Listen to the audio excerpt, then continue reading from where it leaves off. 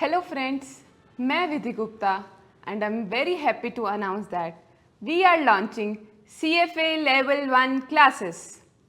So in today's video, we are going to discuss what CFA is, why one should do CFA, CFA आपको करना ही क्यों चाहिए, उसके क्या benefit है, how it will help in your career. So let's begin with why one should pursue CFA. If you want to make career in finance, CFA certification is the best option. अगर आपको finance में career बनाना है, अगर आपको funds के साथ बहुत interest है, पैसे में खेलना बहुत मज़ा आता है, पैसे को कहाँ इन्वेस्ट किया जाए, कहाँ से पैसा लिया जाए, because you have a multiple options fund raise करने का भी और इन्वेस्ट करने का भी. तो if you have interest in funds, CFA is meant for you. उसके बाद अगर आप CFA कर रहे हैं तो आपको फ़ायदा क्या होगा, आपके करियर में कैसे हेल्प होगी. CFA में आपको फाइनेंस रिलेटेड सारी नॉलेज मिलती है, तो it will help you to get a good opportunity in finance related company. If you want to be work with investment banking, अगर आप पोर्टफोलियो मैनेजमेंट में काम करना चाहते हैं, रिस्क मैनेजमेंट में काम करना चाहते हैं, इक्विटी में काम करना चाहते हैं, फाइनेंस के किसी भी फील्ड में अगर आप काम करना चाहते हैं, तो CFA will help you with that. As you can screen, I have written some names of some companies जहाँ पे आपको CFA बनने के बाद you will get a very good opportunity. अगर आपने CFA का एक लेवल भी क्लियर किया हो तो आपको ये companies rather than you have to choose कि आपको कौन सी कंपनी चूज़ करनी चाहिए CFA बनने के बाद, रादर कंपनी आपको चूज़ करे. I am showing you the name of some investment banks, for example Goldman Sachs, Bank of America, JP Morgan, Barclays, Morgan Stanley, ICICI Bank, HSBC Bank. आपको इन banks के नाम ही बहुत fascinating लग रहे होंगे. If you want to work with such banks then you should do CFA. आने वाले classes में आपको प्रैक्टिकल नॉलेज भी मिलेगी and I will show you some examples जिन्होंने CFA करने के बाद बहुत अच्छी जगह काम किया है. They are working with very very good companies. In further classes आपको मैं दिखाऊंगी हम स्टूडेंट्स जो CFA करने के बाद बहुत अच्छे लेवल पे पहुंचे हैं. In today's videos also I will give you example of 2-3 very famous persons who after becoming CFA have done a great job. So let me give you the first example.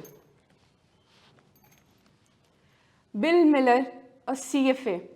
Bill Miller CFA is the former chairman and chief investment officer of Legg Mason Capital Management and possibly one of the few asset managers to consistently outperform the market. He is one of the person who worked very well. Talking about, he was the investment officer. As I told you, if you want to work with investment banking or you have to have interest in investment, portfolio manage करना है किसी company का risk manage आपको करना बहुत पसंद है, तो CFA is meant for you. And same was the case with Bill Miller. He graduated with honors in economics from Washington and Lee University and got his doctorate from Johns Hopkins University. He worked in corporate finance as a treasurer for a manufacturing company before joining Legg Mason and has held the CFA Charter 1986. आप देख सकते हो कि उस time भी CFA की कितनी value थी और आज भी CFA की कितनी वैल्यू है. Next, I am talking about an Indian woman, Ranji H. Nagaswamy. She was a chief investment advisor to Meyer Ballmerg in New York City and directed the investment policy for New York's $120 pension and investment office. Now tell me one thing, अगर आपको कहीं invest करना है तो आपको उसके लिए investment की नॉलेज चाहिए. अगेन आई एम सेइंग, कहाँ से पैसा उठाना है, कहाँ पर पैसा लगाना है, from where you have to take the money, from where you have to invest money. अगर आपको फाइनेंस की नॉलेज होगी तभी आप ये चीज़ें कर पाएंगे. She is a senior advisor to Corsair Capital, a private equity firm, and has worked in asset management for Alliance Boston and UBS and Asset Management. She started as a quantitative analyst for UBS before heading up the US fixed income division. In 2050, she was named as one of the India's top 20 successful women in business and arts. 20 successful women. इतने बड़े level पर आना, it's not an easy task. But she was able to do because of knowledge in finance. Not only knowledge, but degree also matters. She earned her Bachelor of Commerce from Bombay University in 1984 before completing an MBA from Yale and receiving the CFA designation. So this was a brief about one of the top 20 successful women. She was not a top successful woman, but also a CFA. Now let's discuss about CFA में कितने levels होते हैं. So first begin with CFA में कितने level हैं. CFA has 3 level, level 1, 2 and 3. अगर आपने एक भी level अगर आपने level 1 भी clear कर लिया तो you have a great opportunity in your career. CFA level 1 clear करने के बाद भी companies picks you. For example, if you are a graduate student, अगर आप graduation करते करते अपना CFA level 1 clear कर लेते हैं तो during the placement, आपकी placement होते समय आपको company will give priority over the other students क्योंकि आपने CFA level 1 clear किया हुआ है. Your CV will easily get shortlisted. CV shortlist होने के बाद just because you have cleared level 1, you will get an opportunity in a very good company. और उस टाइम भी हो सकता है कि you have to choose कि इन companies में से मैं कौन सी company लूँ. After clearing CFA level 1, next comes level 2. level 1 clear करने के बाद you have to clear level 2, then comes your level 3. अब तीनों लेवल पे फ़र्क क्या है? CFA इंस्टीट्यूट आपसे तीनों लेवल में क्या एक्सपेक्ट करता है? सबसे पहले उससे पहले मैं आपको परसेंटेज बताना चाहूँगी. Passing percentage in CFA level 1 में आप सोच सकते हैं 41%. अगर 100 स्टूडेंट्स पेपर दे रहा है तो उसमें से 41 students are getting passed, which is a very good ratio. बहुत अच्छी परसेंटेज है. Next come level 2 45%, level 3 52%. This percentage is based on average of previous 7 to 8 years. Last 7-8 साल में एवरेज रिजल्ट CFA का क्या रहा है हर लेवल में, it's being shown on your screen. Now what is the focus of level 1? Level 1 का focus था क्या? It was on basic knowledge of the topic and simple analysis using investment tool. Investment tool, there are multiple tools which are being used for different companies. अगर आप कहीं fund invest कर रहे हैं या फंड से कुछ भी काम कर रहे हैं, you need different models, different techniques and different tools. CFA level 1 आपको उसी की बेसिक नॉलेज देता है कि आपको कौन से टॉपिक्स करने चाहिए, उसका simple analysis. For example there is one subject if I am talk about that is financial statement analysis. Financial statement analysis में आप एनालाइज करते हैं किसी कंपनी की balance sheet, profit and loss, उसका each and every related to finance, उसकी ratios. Level 1 आपको वो सिखाता है. Next come level 2. It is focused on the application of investment tool and valuation techniques for all type of assets. Company के अगर मैं 2 companies की बात करती हूँ, one is real estate company and another is let's say investment bank. आप एक investment bank के लिए जो टूल, जो टेक्निक यूज़ कर रहे हैं वो आप एक रियल एस्टेट कंपनी के लिए नहीं यूज़ कर सकते. द रीज़न, उसका एक सिंपल रीज़न है. रियल एस्टेट में आप प्रॉपर्टीज़ में इन्वेस्ट कर रहे हो, इन्वेस्टमेंट बैंक में आप डिफरेंट पोर्टफोलियो बना के डिफरेंट जगह इन्वेस्ट कर रहे हो. तो you can not use same techniques. Different company, different industry, different tool. Level 2 आपको कौन सी इंडस्ट्री में कौन सा टूल लगाना चाहिए, कौन सी टेक्निक लगानी चाहिए प्रैक्टिकली, वो सिखाता है. Next come focus of level 3. CFA level 3 focuses on synthesizing all concept and analytical method in a variety of application. वो आपको सिखाता है कैसे आपने जो कंसेप्ट पढ़े हैं उसको डिफरेंट तरीके से अप्लाई कैसे किया जाए। Highest weightage on effective portfolio management and wealth planning. आपके पैसे को कहाँ पे फॉर एग्जांपल अगर आज आपकी जेब में 10,000 रुपये है तो आप उससे कहाँ इन्वेस्ट करें। वो 10,000 आपके आज किसी काम के लिए नहीं है, फ्री पड़े हैं ठीक है। अगर आप उसको कोई इन्वेस्ट करना चाहे तो आज आप वो इन्वेस्ट कर सकते हैं, that is for also 5 years। तो आपको बताता है कि आपको कहाँ इन्वेस्ट करने चाहिए। सो level 3 helps you with that. So now let's discuss about who all can enroll for CFA level 1. First of all, if you have a graduation degree, अगर आपने बैचलरेट ऑलरेडी की हुई है तो you can easily enroll for CFA level 1. But supposedly अगर आप you are in the middle of graduation, अगर अभी आपकी ग्रेजुएशन नहीं हुई, then also you can enrol for CFA level 1. Your exam window is in the last 23 month of your bachelor degree. आप as currently the degree has been previously it was for 3 years, पहले वो 3 साल की थी, अब 4 साल की हो चुकी है। तो आपका जब भी आपकी डिग्री कंप्लीट हो रही है उससे 23 मंथ्स पहले ही आप CFA लेवल 1 में रजिस्टर कर सकते हैं। मतलब अगर आपकी 4 years की डिग्री है, 4 into 12 48 months, 48 मंथ्स में से आप उसके लास्ट के 23 मंथ्स पहले ही मिनिमम रजिस्टर कर सकते हैं। मतलब after you can say 2 years के बाद ही आप रजिस्टर कर सकते हैं। बट ऑल्सो इफ़ अगर आपकी अभी भी डिग्री 3 साल की है तो आप उसके 1 साल बाद रजिस्टर कर सकते हैं। मतलब आपकी डिग्री कंप्लीट होने में और CFA लेवल 1 के रजिस्ट्रेशन में जो मिनिमम गैप है वो 23 मंथ्स का होना चाहिए। पहला हो गया आपकी डिग्री कंप्लीट है। सेकंड कम्स कि अगर आप ग्रेजुएशन में हैं तो आप minimum 23 months prior to completion of your degree register कर सकते हैं। उसके बाद तो आप कभी भी कर सकते हैं। Next come you have 4,000 hours of work experience, higher education combined, and you have acquired it with a minimum of 3 years of years by date of registration.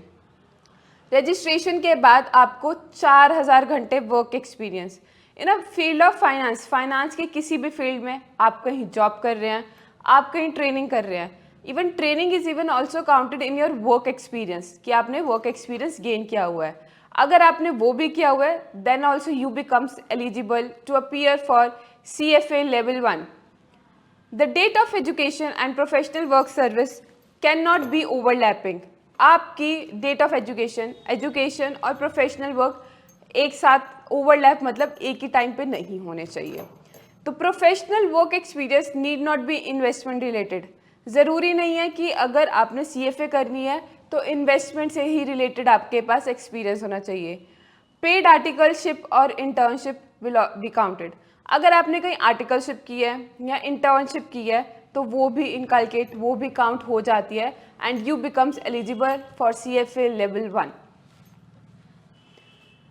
अगर आप CFA में रजिस्टर करना चाहते हो तो सबसे पहले you should have a passport, international travel passport. आपके पास एक पासपोर्ट होना बहुत ज़रूरी है। अगर आपके पास पासपोर्ट नहीं है तो first of all get your passport issued, after that enrol for CFA. Every level of the exam is conducted only in English. आपको हिंदी में नहीं, इंग्लिश में ही एग्ज़ाम देना है। Now let's discuss about exam structure of level 1. Level 1 का exam structure क्या है? Level 1 is completely MCQ based. सारे के सारे आपको MCQs ही आते हैं। 180 MCQs 2 सेशंस में, मतलब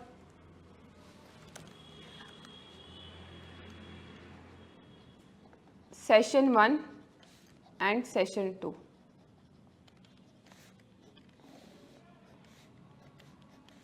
फर्स्ट सेशन आपका 2.25 घंटे का, 2 hours 15 minutes। बीच में आपको 30 minutes की ऑप्शनल ब्रेक मिलती है। इसमें भी आपके 90 MCQs, इसमें भी आपके 90 MCQs आते हैं। दोनों में आपको 90 MCQs सॉल्व करने होते हैं and each MCQ has option of 3 MCQs हैं, सॉरी एक MCQ है, उसके आपको 3 ऑप्शंस मिलते हैं, उसमें से आपको सही आंसर टिक करना होता है। सबसे अच्छी बात ये है there is no negative marking. अगर आपको MCQ में डाउट भी है कि ये MCQ आपका यू आर वेरी लाइक शायद सही हो शायद गलत हो, तो यू कैन मार्क कि चलो नेगेटिव मार्किंग तो नहीं है। नाउ कम्स, अब इन्होंने 2 सेशन में क्यों डिवाइड किया हुआ है। फर्स्ट सेशन में जो 90 MCQs आते हैं वो कौन से सब्जेक्ट से आते हैं वो अलग है। सेकेंड सेशन में कौन से सब्जेक्ट्स में आते हैं दे आर बाइफरगेटेड। ये नहीं है कि बिल्कुल मिक्सड है कि फर्स्ट 90 MCQs 10 के 10 टॉपिक्स हैं लेवल 1 में तो किसी भी टॉपिक में आ सकते हैं, ऐसा नहीं है। वो ethics, quant, economics and FSA, financial statement analysis, in 4 topic में से ही पहले 90 MCQs आएंगे। सेशन 2 में जो 90 MCQs है remaining 6 subjects equity, FI, derivative, alternate investment, portfolio and corporate issuers, ये 6 सब्जेक्ट्स में से आएंगे। अगर हम देखें हमारे पास 2.25 घंटे हैं, मीन्स यू हैव 135 मिनट्स, तो एक MCQ को आपको मैक्सिमम टू मैक्सिमम अगर आप 90 सेकेंड्स देंगे तो एक MCQ अगर आपका हो गया 90 सेकेंड्स में तो आप यू कैन ईजिली आपका पूरा एग्ज़ाम कवर हो सकता है। You can complete your exam. There is no penalty for any incorrect answer in any of the 3 level. आपको लेवल 1, 2 और 3 में कहीं भी नेगेटिव मार्किंग नहीं मिलेगी। And the break of 30 minutes which I was talking about, it is an optional break. मतलब अगर session 1 देने के बाद आपको 30 मिनट्स की ब्रेक चाहिए तो आप लीजिए, वरना you can straight go for session 2। आप सेशन 2 का एग्ज़ाम दे सकते हैं। नाउ कम्स, एग्ज़ाम्स कितनी बार होता है। एग्ज़ाम्स साल में 4 बार होता है। 1 is in the month of Feb, May, August and November, और 2 अटेम्प्ट्स के बीच में मिनिमम गैप 6 महीने का होना चाहिए। मतलब अगर आप फेब के बाद दूसरा देना चाहेंगे तो आप यू आर एलिजिबल फॉर अगस्त, आप मई में नहीं दे सकते। एग्ज़ाम देने के बाद आपको 5 to 7 वीक्स के अंदर आपका रिजल्ट भी आ जाता है एग्ज़ाम का। Now let's discuss about exam fee. If you want to enrol with CFA institute, आपको 1 टाइम एनरोलमेंट फ़ीस देनी पड़ेगी, दैट इज़ $350। और अगर आप इंडियन स्टूडेंट्स हैं तो along with that you have to pay 18% GST। मतलब अगर आप एनरोल कर रहे हैं तो 350 इंटू, जब आप एनरोल कर रहे हो उस टाइम $1 का रेट क्या चल रहा है इंटू दैट, उस रेट से मल्टीप्लाई करके प्लस 18% उस पर GST आपको देना पड़ेगा। नेक्स्ट कम्स, अगर आप एग्ज़ाम के लिए रजिस्टर कर रहे हैं, ये तो हो गई आपकी एनरोलमेंट। नेक्स्ट कम्स, अगर आप एग्ज़ाम के लिए रजिस्टर कर रहे हैं तो उसमें 2 तरीके की है registration. First is early bird, then comes your standard. Early bird में क्या है, CFA इंस्टीट्यूट ने एक स्पेसिफिक डेट दे रखी है। फॉर एग्जांपल अगर मैं मई अटैम्प्ट की बात करूं तो मई अटैम्प्ट के लिए CFA इंस्टीट्यूट ने अक्टूबर की एक डेट स्पेसिफाई की हुई है कि अगर आप उस डेट तक रजिस्टर करते हैं तो आपको $940 देने पड़ेंगे। बट अगर आप उसके बाद रजिस्टर कर रहे हैं तो यू हैव टू पे a standard fees which is $1250। Again if you are Indian student then you have to pay GST of 18%।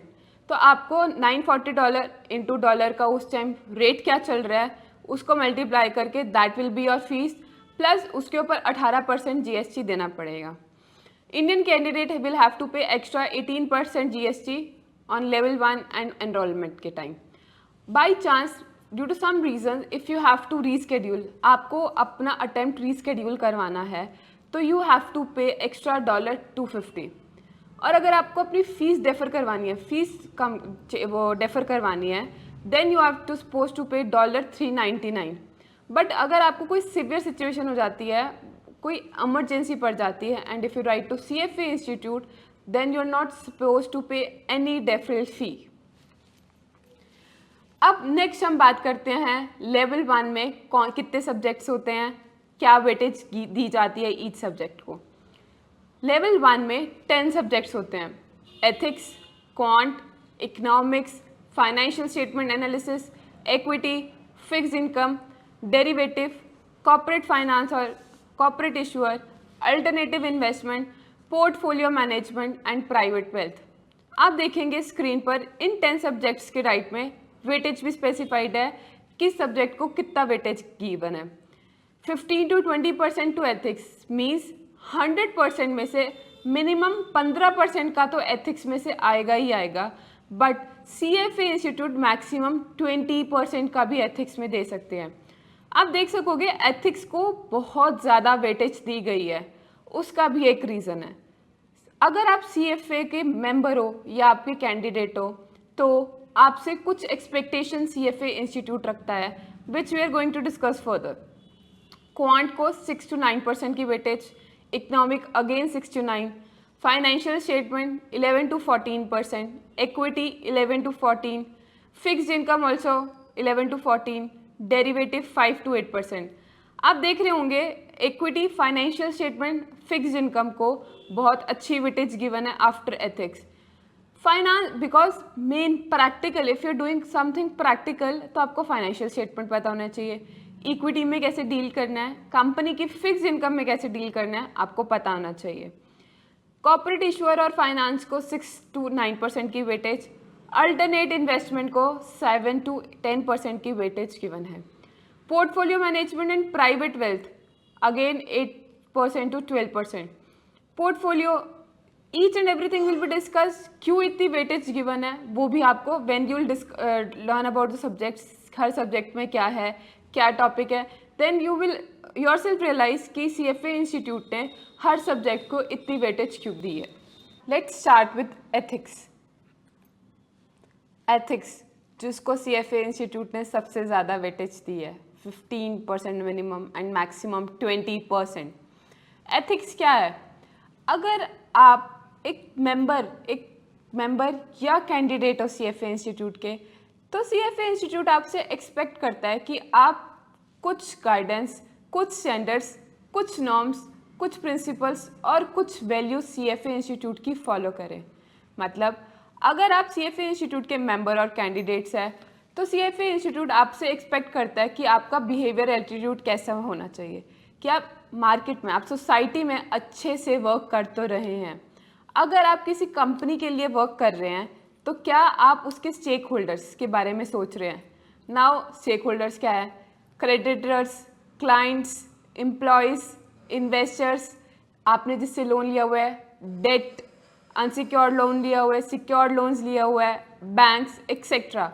CFA institute expect करता है कि जितनी भी इंटरेस्टेड पार्टी हैं एक कंपनी के लिए, उन इन्वेस्टर्स के लिए या फिर उन स्टेक होल्डर्स के लिए, whether you are working well, आप कोई मैनिपुलेशंस तो नहीं कर रहे हैं। तो ethics is a basic guidelines और एक प्रिंसिपल है जिस पे CFA इंस्टीट्यूट एक्सपेक्ट करता है उसके हर कैंडिडेट और हर मेंबर काम करे। CFA एथिक्स में अब क्या क्या टॉपिक्स पढ़ाए जाते हैं CFA इंस्टीट्यूट से? First ethics and trust in the investment profession, ethics and trust. इसमें CFA इंस्टीट्यूट आपसे एक्सपेक्ट करता है कि आप अगर एक चार्टर्ड होल्डर है या आप एक कैंडिडेट भी है CFA इंस्टीट्यूट के, तो आपको प्रोफेशनली कैसे बिहेव करना चाहिए। फॉर एग्जांपल अगर आप एज्यूम करें, अगर एक आप देखोगे डॉक्टर की या फिर एक लॉयर की, उनके भी कुछ वैल्यूज़ होते हैं, कुछ एथिक्स होते हैं जो फॉलो करते हैं। डॉक्टर्स के भी आप देखोगे, डॉक्टर्स के लिए भी उसका पेशेंट एक इम्पॉर्टेंट होता है, that doctorate degree teaches them.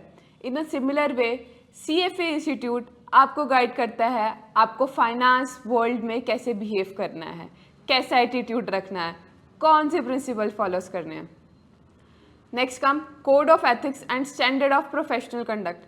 आप अपने आप को कैसे कैरी करेंगे, आपको कौन से एथिक्स फॉलो करने हैं। नेक्स्ट एथिक्स में CFA इंस्टीट्यूट ने 7 स्टैंडर्ड्स दिए हैं। आपको वो standards, whether it is duty towards clients, towards its employees, towards investors या क्लाइंट, किसी के भी प्रति आपकी क्या वैल्यूज़, क्या प्रिंसिपल पे आपको वर्क करना चाहिए, वो इन गाइडेंस स्टैंडर्ड्स में स्पेसिफाइड है। हर स्टैंडर्ड आपको कुछ ना कुछ चीज़ सिखाता है कि आपको क्या वैल्यूज़ फॉलो करने चाहिए। Next come introduction to global investment performance standard, GIPS। वो आपको एक इंटेग्रिटी सिखाता है कि आपको मार्केट में, फाइनेंशियल वर्ल्ड में how you should work integrally. Ethics की एप्लीकेशन कहाँ और कैसे होती है, last is that which we are gonna read in ethics. Next come quant. Quant में अगर हम डिस्कस करें तो क्वांट में सबसे पहले तो आप अपना फोबिया हटाइए कि quant is equal to maths. ऐसा नहीं है, quant is very different from maths. अगर आप स्क्रीन पे कुछ नाम भी देखेंगे, कौन कौन से कंसेप्ट्स हैं, क्या हम पढ़ने वाले हैं, उससे भी आप रियलाइज़ करोगे कि अरे नहीं, ये मैथ्स नहीं है। सबसे पहले हम देखते हैं रेट एंड रिटर्न्स। अगर आप कहीं पर पैसा अपना इन्वेस्ट कर रहे हो तो आप उससे कितना रिटर्न एक्सपेक्ट करते हैं and at the which rate. अगर आपकी पॉकेट में आज 1000 रुपये है और वो आपको नहीं चाहिए currently, that money is free. अगर आप उसको ऐसे ही 1 साल या 4 साल के लिए पड़े रहने दीजिए तो आपके पैसे में कोई भी इंक्रीज़ नहीं होगा, वो 1000 रुपये ही रहेंगे। रादर इन्फ्लेशन की वजह से उस वैल्यू को फ्यूचर में थोड़ा डिक्रीज़ हो जाएगा। मतलब उस 1000 से सपोजिटली अगर आप एक लेट से कोई अच्छी बुक खरीद सकते थे तो 3 साल बाद देखेंगे तो वो शायद बुक 1000 की नहीं 1100, 1200 या 1300 की भी हो सकती है। नेक्स्ट कम रिटर्न्स। अगर आप उसको कहीं पैसा इन्वेस्ट करेंगे तो आपको शायद हो सकता है उसे शायद क्या आपको उसे पैसा ज़्यादा मिलेगा। मतलब अगर आपने 1000 रुपये 3 साल के लिए इन्वेस्ट किए या 5 साल के लिए इन्वेस्ट किए तो आपको उस पर कुछ तो रिटर्न आएगा। तो हम इसमें एनालाइज करते हैं कि वो 1000 रुपये मेरे पास मल्टीपल ऑप्शंस है, मैं कहीं भी इन्वेस्ट कर सकती हूँ। Which one is the best option, मुझे वो पैसा कहाँ इन्वेस्ट करना चाहिए। Next comes time value of money. अभी मैं आपसे बोल रही थी कि 1000 की बुक जो आज मुझे मिल रही है हो सकता है 2-3 साल बाद वो मुझे 1200-1300 की मिले। That is time value of money. Time के चलते हुए पैसे की क्या वैल्यू रह जाएगी। स्टैटिस्टिकल मेजर्स में हम लोग बात करते हैं एक स्टैट्स की। फॉर एग्जांपल अगर मैं स्टार्टअप्स की बात करूं आपसे, स्टार्टअप के बारे में डिस्कस करूं आपसे, तो सपोजिटली मार्केट में 100 स्टार्टअप्स का मैं स्टार्ट लेती हूँ, 100 स्टार्टअप्स को देखती हूँ और उसको देख के मुझे रियलाइज़ होता है कि 100 में से हार्डली 5% ऐसे स्टार्टअप्स हैं, 5 स्टार्टअप्स ऐसे हैं जो 3 से 4 साल में बहुत अच्छे से ग्रो करके विच कम इनटू प्रॉफिट। 15 से 20 साल में सिर्फ 10 से 12 स्टार्टअप हो पाए। 100 में से 25 स्टार्टअप तो लॉसेस में है और कुछ शट डाउन भी हो गए हैं। ये क्या है, मेरा एक स्टैट्स ही है, मैं एनालाइज ही करूँ डेटा के बेसिस पे कि स्टार्टअप में कितने स्टार्टअप सक्सेसफुल थे, कितने लॉसेस में जा चुके, कितने इवन शट डाउन हो चुके। तो एक कॉन्ट में हम ये पढ़ते हैं, एक स्टार्ट देखते हैं कि किस बेसिस पे, अगर मुझे एक स्टार्टअप का स्टार्ट पता है उसके बाद मैं अपने परम्यूटेशन और कॉम्बिनेशन लगा के सोचूंगी मुझे क्या ये वाला स्टार्टअप में इन्वेस्ट करना चाहिए। प्रोबेबिलिटी मीन्स चांसेस, कितने चांसेस है जिस स्टार्टअप में मैं लगा रही हूँ वो ग्रो करेगा, प्रॉफिट में आएगा, या कितने चांसेस है कि वो शट डाउन भी हो सकता है, लॉस में भी जा सकता है। नेक्स्ट आप देखेंगे कुछ मेथड्स और टेक्निक्स के नाम लिखे हुए हैं। इस मेथड और इस टेक्निक में हम लोग डिस्कस करते हैं कौन सी टेक्निक कहाँ पे लगेगी और उस टेक्निक से हमें क्या फ़ायदा होगा। मैं एक एग्जांपल, एक टेक्निक यहाँ से जैसे लेती हूँ, सैम्पलिंग टेक्निक।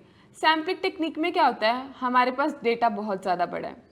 लेट से मेरे पास 10,000 किसी चीज़ का डेटा है जिसमें 10,000 फिगर्स है, 10,000 ऑप्शन है। तो इट बिकम वेरी अनकम्बरसम कि मैं सारी चीज़ डिटेल में देखूँ हर चीज़ के लिए, क्योंकि sometimes you are shortage of time कि मेरे पास इतना पैसा पड़ा और मुझे इस हफ्ते के अंदर या इस मंथ के अंदर वो पैसा इन्वेस्ट करना ही करना है। इधर I have to invest at a good place या फिर मैं उसको किसी और कैपिटल इन्वेस्टमेंट में इन्वेस्ट करने वाली हूँ। तो उसमें हम क्या करते हैं, हम लोग सैम्पलिंग 10,000 में से हम शॉर्टलिस्ट करते हैं कि हम तो 1000 ऑप्शन ही चूज़ करेंगे, हजार को ही हम लोग एनालाइज करेंगे। तो उन 10,000 में से हम सैम्पल बेसिस पे कोई 1000 आइटम्स, 1000 ऑप्शंस चूज़ करते हैं और उन्हीं के ऊपर हम एनालाइज करते हैं, उन्हीं के ऊपर सारे टेक्निक, सारे मेथड हम लोग इम्प्लीमेंट करते हैं। Last is similar linear regression introduction to big data technique. अब डेटा इतना बड़ा है, एनालाइज सैम्पलिंग टेक्निक भी चलो एक टेक्निक है, हम यूज़ कर रहे हैं। आज के in today world we are using AI, artificial intelligence, तो हम लोग उसमें ह्यूमन इंटरफेरेंस बहुत कम हो जाती है। तो बिग डेटा को कैसे मैनेज करना है, that is completely done by artificial intelligence, computer के थ्रू। As you can see ChatGPT आ गया है, गूगल AI आई है, आप कुछ भी सर्च करो आपको साथ साथ मिल जाएगा। If you are writing a name of some famous person, आप उसको उसकी सारी हिस्ट्री ले सकते हो। तो बिग डेटा में हम लोग कुछ टेक्निक जैसे आर्टिफिशियल इंटेलिजेंस की मैं बात करूँ, मशीन लर्निंग की बात करूँ, हम वो इम्प्लीमेंट करके बिग डाटा की अच्छे से सॉर्टिंग कर सकते हैं। Next comes economics. इकोनॉमिक्स में again its weightage is somewhere between 6 to 9%। इसमें हम क्या डिस्कस करते हैं, we discuss about firms and market structure. Market structure की बात करूं, ये आपने कहीं नाम सुने होंगे, अगर थोड़ा याद हो, 11th-12th में भी हमने इसके बारे में थोड़ा सा पढ़ा है। CFA और 11th-12th में क्या फ़र्क है कि अगर हम बात करें जैसे परफेक्ट मार्केट की, monopoly, this are market structure, monopolistic, oligopoly, हम उसको बहुत छोटे एरिया में, छोटे दायरे में, हम एक लेवल तक ही डिस्कस करते थे। बट CFA पे हम चीज़ें इंटरनेशनली डिस्कस करते हैं कि अगर हम इस मार्केट में काम करें, अगर सपोजिटली मैं मोनोपोली मार्केट में काम कर रही हूँ, नॉट नेशनली बट इंटरनेशनली, उसका क्या इफेक्ट होगा। Next come understanding business cycle. Growth का फेज आता है, इनिशिएशन का फेज आता है, एक बिल्कुल मैच्योरिटी का फेज आता है। तो हमारा प्रोडक्ट कहाँ सेंड कर रहा है, वो सब चीज़ें हम इकोनॉमिक्स में पढ़ते हैं। उसके बाद नेक्स्ट कम्स फिस्कल पॉलिसी और monetary policy. Internationally, national level पे तो हमने बहुत पढ़ा है, इंटरनेशनली अगर लेट्स आई मीन मैं इंडिया में काम कर रही हूँ, ठीक है, अगर USA में या UK में कोई मॉनेटरी पॉलिसी या कोई फिस्कल पॉलिसी गवर्नमेंट ने चेंज कर दी है, तो उसका मेरी इकॉनमी पे क्या इफेक्ट पड़ेगा, मेरे प्रोडक्ट पे क्या इफेक्ट पड़ेगा, या the company I am working with उसमें क्या इफेक्ट पड़ेगा, उस इंडस्ट्री में क्या इफेक्ट पड़ेगा। हम वो चीज़ एनालाइज करते हैं कि एक policy whether it is in my domestic market, मेरी अपनी कंट्री में या फॉरेन कंट्री में चेंज होती है, तो उसका मेरे ऊपर क्या इफेक्ट पड़ता है। Introduction to Jio politics.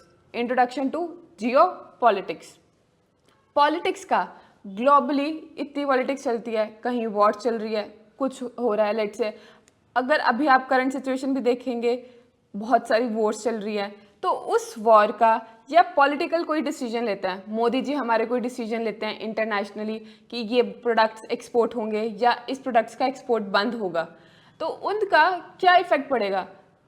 एक डिसीजन का इफेक्ट एक इंडस्ट्री पे नहीं पड़ता, it affect multiple industries, rather it affect the complete market. अगर आप जैसे बात कर रहे हैं, अगर हम बात कर रहे हैं CFA की ही बात कर रहे हैं, CFA में हम लोग देखते हैं कि एक डिसीजन लेने के बाद मेरी डोमेस्टिक मार्केट में कितना इम्पैक्ट पड़ा, इंटरनेशनली उस डिसीजन का क्या इम्पैक्ट पड़ा। इंटरनेशनल ट्रेड, इंटरनेशनल ट्रेड मैं चाइना के साथ या USA के साथ इंपोर्ट एक्सपोर्ट कर रही हूँ, उस एक्सपोर्ट की वजह से लेट्स से अगर मैं राइस की बात करती हूँ, राइस का एक्सपोर्ट पीछे बहुत ज़्यादा इंक्रीज हो गया था, जिसकी वजह से डोमेस्टिक मार्केट पे उसका बहुत ज़्यादा इफेक्ट पड़ रहा था, डोमेस्टिक मार्केट में राइस की शॉर्टेज हो गई थी। तो उसकी वजह से मोदी जी ने क्या डिसीजन लिया, क्या हमें करना चाहिए, क्या पॉलिसी, हमारे external ministry of external affairs ने क्या डिसीजंस लिया, एक्सटर्नली हम लोगों को किसके साथ कैसे डील करना चाहिए, या एक्सपोर्ट और इंपोर्ट में हमारी डीलिंग कैसी होनी चाहिए, राइस पे मोदी जी ने। Next comes international trade. मैं इंटरनेशनल ट्रेड की बात करूं तो एक कंट्री दूसरी कंट्री को एक्सपोर्ट भी करती है, इंपोर्ट भी करती है। अगर आप एक्सपोर्ट कर रहे हो या इंपोर्ट कर रहे हो तो उसका क्या इफेक्ट होगा।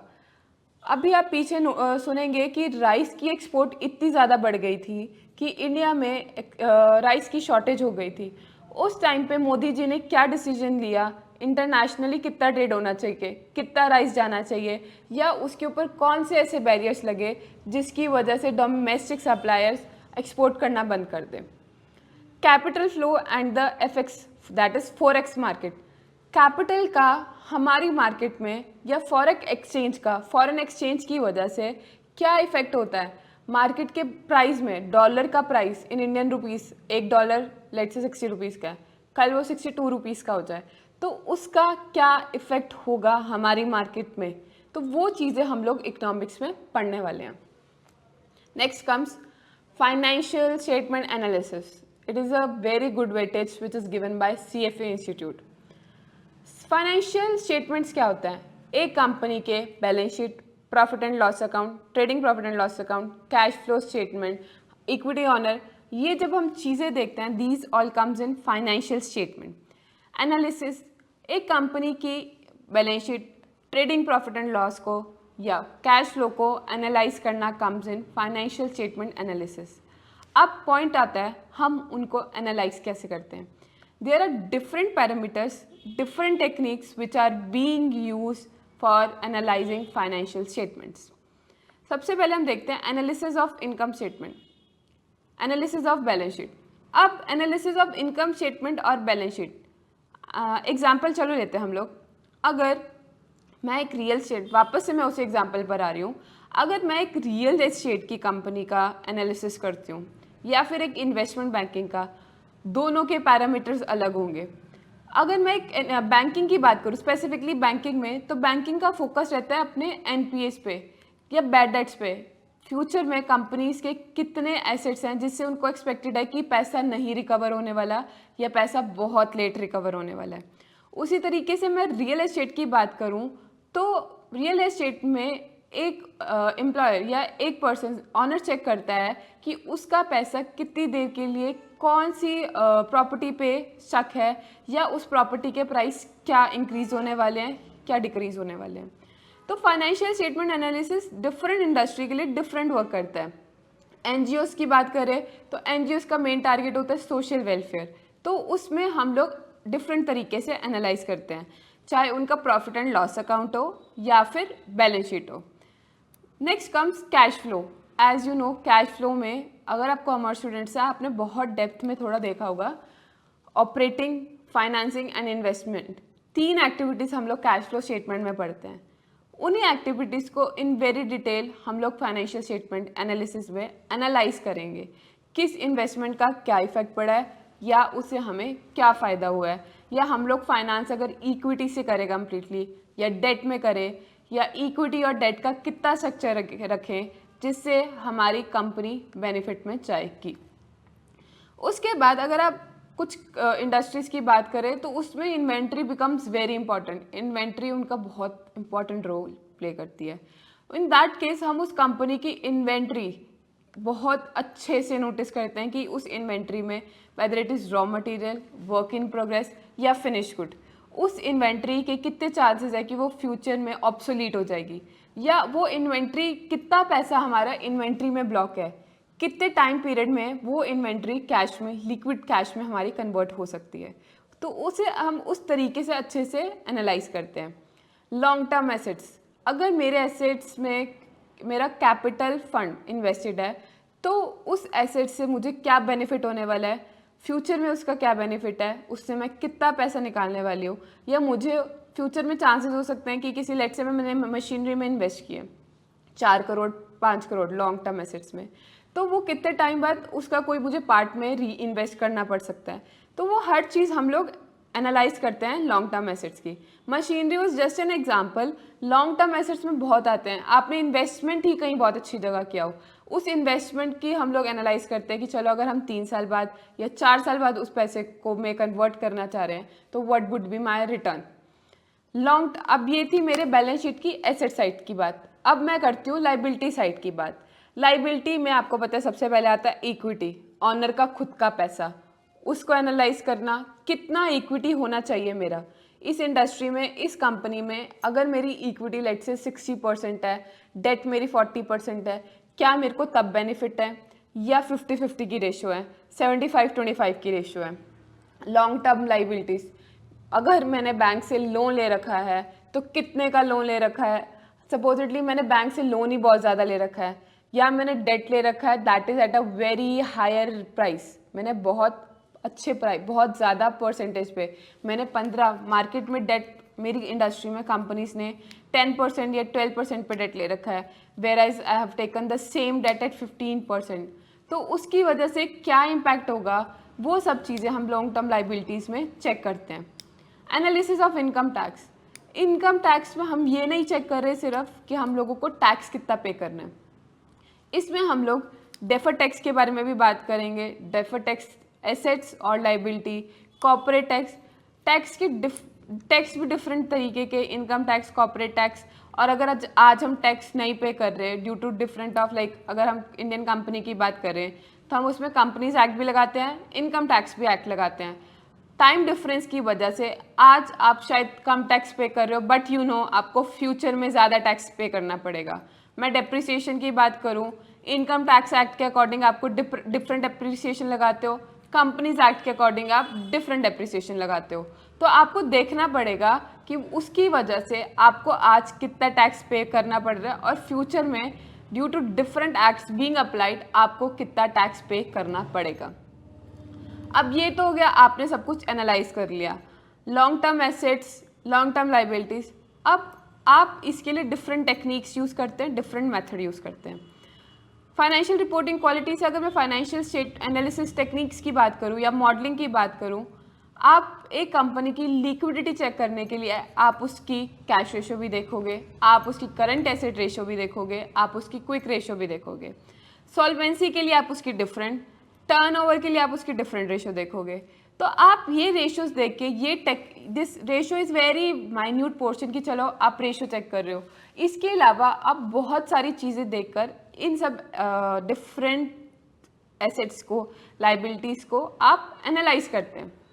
अब ये तो हो गया, आपने डिफरेंट रेशो के अलावा बहुत सारे मॉडल्स हैं which we are going to discuss class में, एक एक करके एक एक मॉडल, एक एक technique will going to discuss. आपने अच्छे से एनालाइज कर लिया कि कौन सा मॉडल यूज़ किया है, कौन सा टेक्निक यूज़ किया है, उसके क्या रिजल्ट्स हैं। अब आते हैं, आपने सब देख लिया, उसकी प्रेजेंटेशन की बारी। उसको आप अपनी रिपोर्ट में कैसे दिखाओगे। अगर एक CFA अपनी फाइनेंशियल रिपोर्टिंग देता है, उसके बेसिस पे काफ़ी स्टेक होल्डर्स का, whether it is investors, creditors etcetera, employees, सबके डिसीजंस डिपेंड करते हैं। एक CFA के सिग्नेचर या एक CFA के अप्रूवल के बाद that report becomes a different level of report.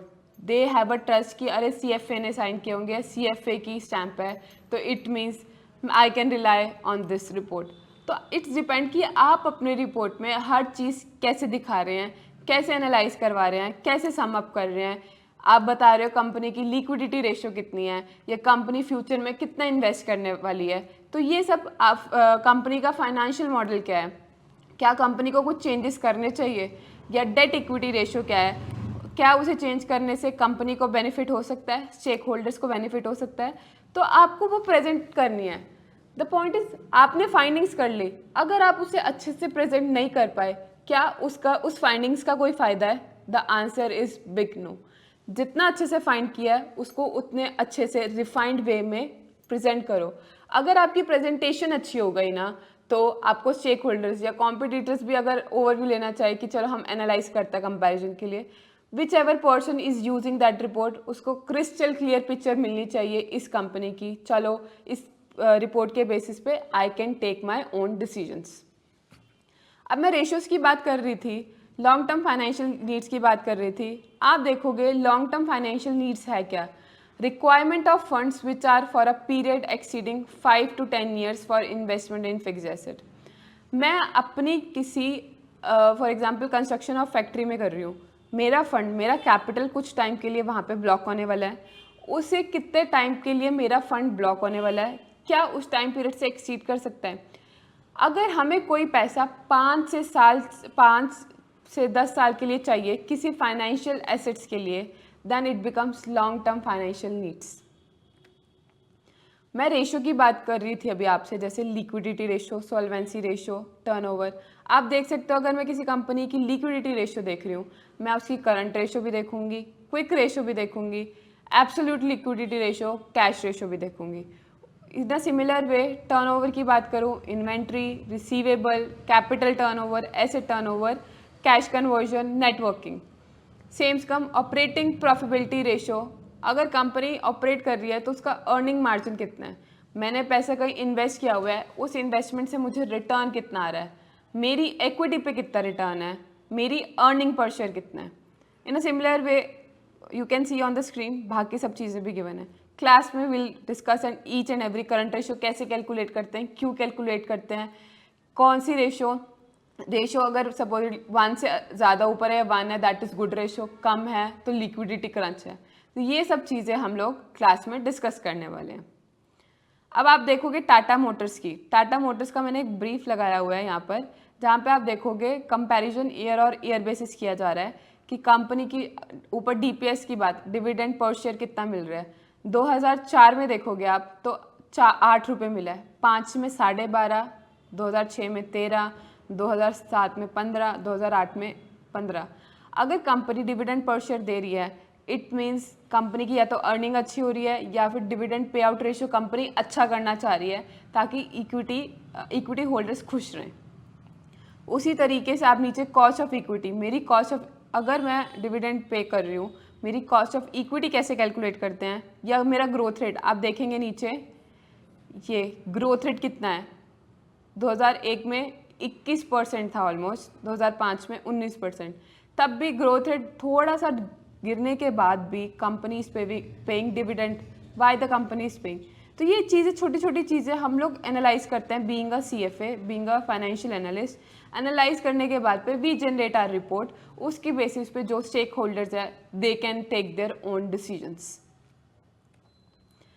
Next is, third is corporate issuers. Next comes corporate issuer. Again, the weightage of corporate issuer is somewhere between 6% to 9%. इसमें हम लोग organisation form, corporate issuer, features and ownership, इसमें हम लोग देखते हैं corporate. सबसे पहले अगर हम कोई बिजनेस कर रहे हैं we can do sole proprietor, we can be a sole proprietor. Next comes partnership, partnership में भी you can be a general partner, you can be a partnership by LLP, limited liability partnership.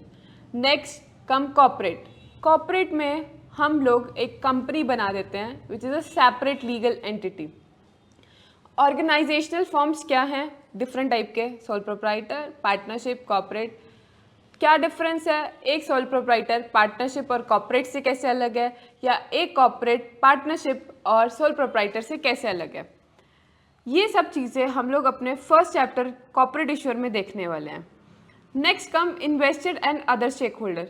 Stake holders अभी मैंने आपको बताया था, stake holders के बारे में अगर हम डिस्कस करते हैं, we take creditors, or clients, or employees, the person who has given us loans, banks, debts, equity, every stakeholder is being discuss कि हम हर स्टेक होल्डर का, अगर वो एक कॉर्पोरेट कंपनी में काम कर रहा है तो उसका इंटरेस्ट क्या है और उसके इंटरेस्ट को हमें कैसे हैंडल करना है। किस मतलब किसी स्टेक होल्डर का इंटरेस्ट कंपनी की किसी एक्टिविटीज से हैम्पर तो नहीं हो रहा। Even government, or society, each and every person is a stake holder of a person working of a corporate governments. अब हर कॉर्पोरेट में कुछ ना कुछ इश्यू रहते हैं, कुछ ना कुछ कन्फ्लिक्ट रहते हैं, रिस्क रहते हैं, हम उसको कैसे मैनेज करेंगे वो डिस्कस करेंगे। एक कंपनी को चलाने के लिए हमें दो तरीके के फंड्स चाहिए होते हैं, वर्किंग कैपिटल और कैपिटल। कैपिटल में क्या होता है, फिक्स कैपिटल। फिक्स कैपिटल में हम लोग कंपनी के फिक्स एसेट्स में इन्वेस्ट कर रहे हैं जो रोज़ रोज़ नहीं किए जाते हैं।